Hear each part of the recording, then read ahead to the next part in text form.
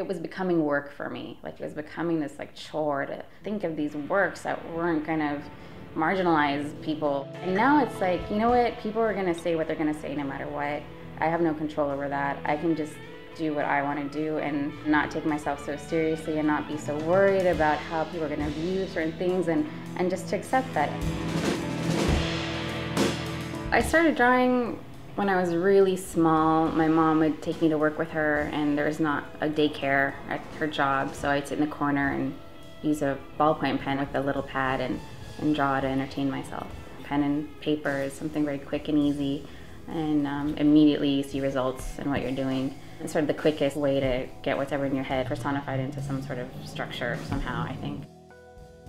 I was actually used to seeing sort of like this like neo-indigenous Aztec warriors with lowrider girls. That was something that I tried to copy. And then as I got older, I realized my own personal experience to my own friends was something really important to me and what I wanted to depict in my own work. So I started doing portraits of friends with ballpoint pen on cotton as well. So it's been a really great accessible medium for me, and also it represents sort of like an everyday utilitarian office supply that everybody can relate to in their own way, and we've all used a ballpoint pen, and something that's like, oh, I could go try that.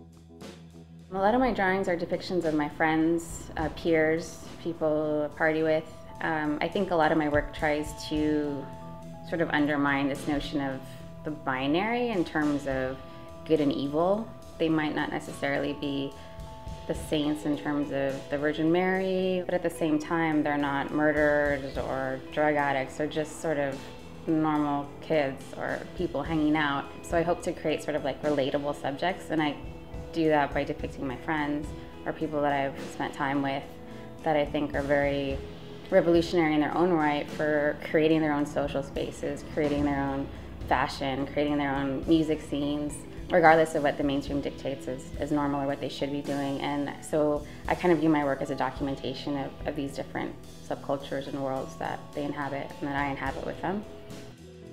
Everybody has their own limitations and thinking and their own baggage in terms of where they're coming from and how they project that onto you, and there's not much you can do about it except be true to yourself, you know? So that's what I've done. So yeah, in a way, the attitude towards the work has changed a lot for me, more so than the work itself.